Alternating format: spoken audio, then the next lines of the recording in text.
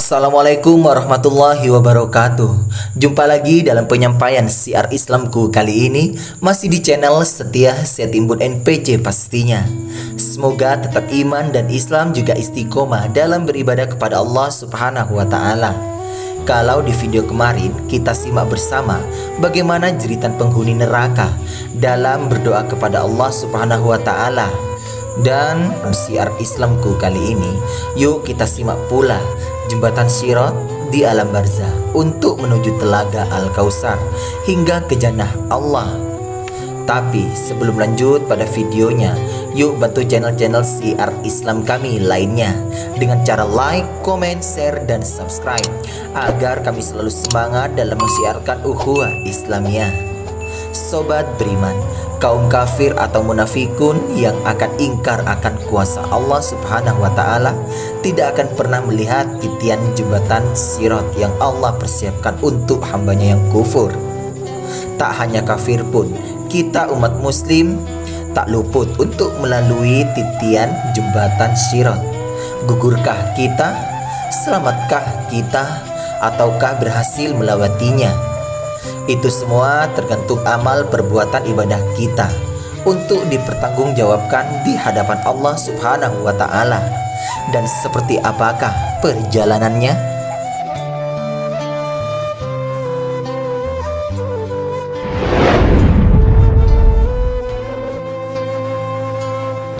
Wahai hamba Allah yang kami muliakan, beratnya keadaan dalam titian. Sampai di seberang Rasulullah sudah menunggu, ya Allah. Rasulullah sudah menunggu.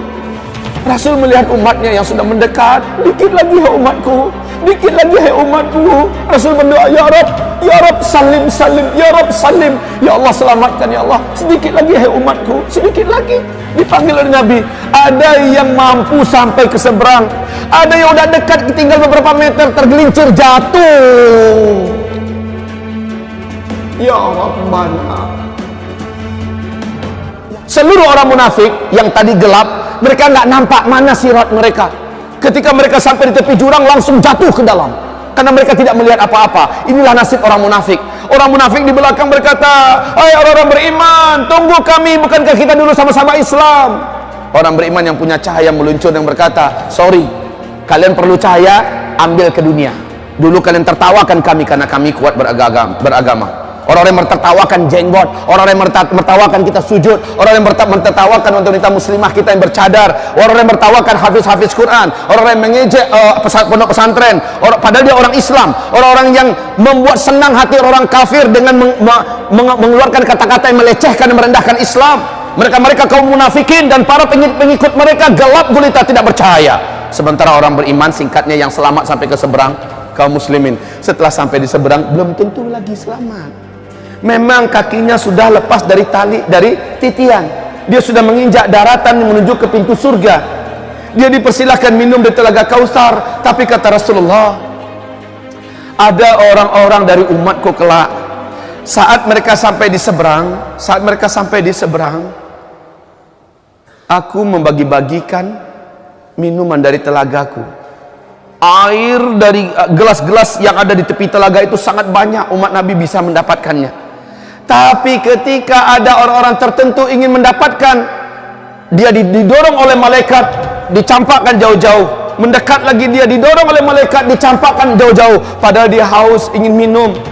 Rasul berkata, hai para malaikat, mereka adalah umatku, kenapa kalian melarangnya? Kenapa kalian tahan? Biarkan dia minum. Apa kata para malaikat? Hai Muhammad, engkau tak tahu ya, orang-orang ini adalah di antara umatmu yang setelah engkau tidak ada, mereka mengarang-ngarang ajaran Islam yang engkau tidak ajarkan. Mereka tidak berhak meminum dari air telaga engkau. Tidak berhak minum dari air telaga engkau. Rasakan saja hausnya. Sementara yang dapat minum langsung hilang hausnya seumur-umur. Dan dia bisa menyiramkan ke kepala, maka menjadi segar dan bersih, hidup muda menjadi belialah kembali fisiknya, menjadi indah, bersiap-siap menuju surga. Belum, masih di seberang, belum lagi ke pintu surga. Apa kata Rasulullah? Tahukah kalian siapakah yang bangkrut dari umatku? Sahabat berkata, yang bangkrut itu ya Rasulullah, orang yang nggak punya duit. hartanya tandas, bangkrut habis, pokok habis, semua yang ada juga habis. Itu yang bangkrut. Bukan, kata Rasul. Yang bangkrut dari umatku adalah orang yang di dunia dia sholat, dia puasa, dia zakat, dia sedekah, dia punya amal soleh ini, amal soleh itu, tetapi di dunia dia banyak menzalimi orang, dia banyak melakukan kecurangan, dia banyak tipu orang, dia banyak fitnah orang, dia pukul orang, mentang-mentang dia kuat, mentang-mentang dia bos, dia tindas orang, mentang-mentang dia mentang-mentang. Nah, orang-orang ini, kata Rasulullah, ketika mereka sampai di seberang, di titian seberang, orang-orang berdatangan di hadapan Allah menuntut keadilan. Ya Rabb, ya Rabb, dulu hamba di dunia adalah anak buah si Anu, dia pukul saya dulu, ya Allah, mentang-mentang saya tidak bisa melawan dan saya tidak salah, saya hari ini minta, ya Allah. Itu bukan di padang mahsyar ya, tetapi di setelah penyeberangan. Maka kata Rasulullah, saat itu Allah ambilkan pahala si fulan ini, diberikan kepada orang yang dulu dizaliminya di dunia. Ditimbang berapa kezaliman dia dan berapa pahala yang pantas sebagai penggantinya, diambil, diberikan pada si fulan. Si fulan ini pergi, dapat dia tiket surga yang lebih tinggi. Dengan amal kita tambah naik ke dia. Datang lagi yang lain, ya Rabb, dulu dia memfitnah saya, gara-gara dia saya diminta, istri saya minta cerai, gara-gara dia saya ditangkap oleh pemerintah, gara-gara dia saya diusir dari kampung, gara-gara dia saya akhirnya begini, ya Rabb, hari ini saya minta keadilan kepada Engkau. Maka ditimbang seberapa banyak kezalimannya, lalu diambilkan pahalanya, diberikan pada orang itu. Orang itu pun makin berat timbangannya, makin tinggi derajat yang akan dia terima di surga. Sementara orang ini makin sedikit amal yang dia punya.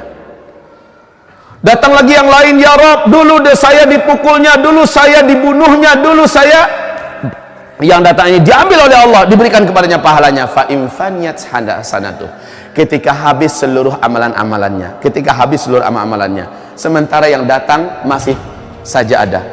Bagaimana? Allah ambil dosa orang yang dizalimi, ditambahkan ke atas dosa dia. Pahalanya dah habis, dosanya ditambah. Datang lagi yang lain, pahalanya, dosanya diambil, dipindahkan ke dia, dosa orang ini diambil, dipindahkan ke dia. Lalu kata Rasulullah, faturihu finnar, orang-orang ini akhirnya diambil dan dimasukkan kembali ke dalam ngangaan lubang neraka itu dan dilemparkan ke neraka. Padahal udah capek-capek sampai ke seberang, dilemparkan kembali, Pak. Awas, jangan main-main kita hidup di dunia ini, jangan zalim, sembarang menzalimi orang. Ada penyelesaiannya nanti pada hari kiamat, Pak. Ada penyelesaiannya nanti pada hari kiamat. Masuk neraka, itulah umatku yang bangkrut, kata Nabi.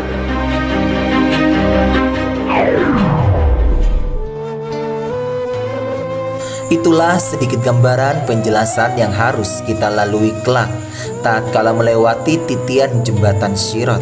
Semoga menjadi ilmu bersama, juga keistiqomahan kita dalam beribadah kepada Allah Subhanahu wa Ta'ala. Semoga selalu tetap iman dan Islam tentunya. Demikian penyampaian siar Islamku kali ini. Semoga tetap dalam perlindungan Allah Subhanahu wa Ta'ala dan diselamatkan dari siksa api nerakanya. Wassalamualaikum warahmatullahi wabarakatuh.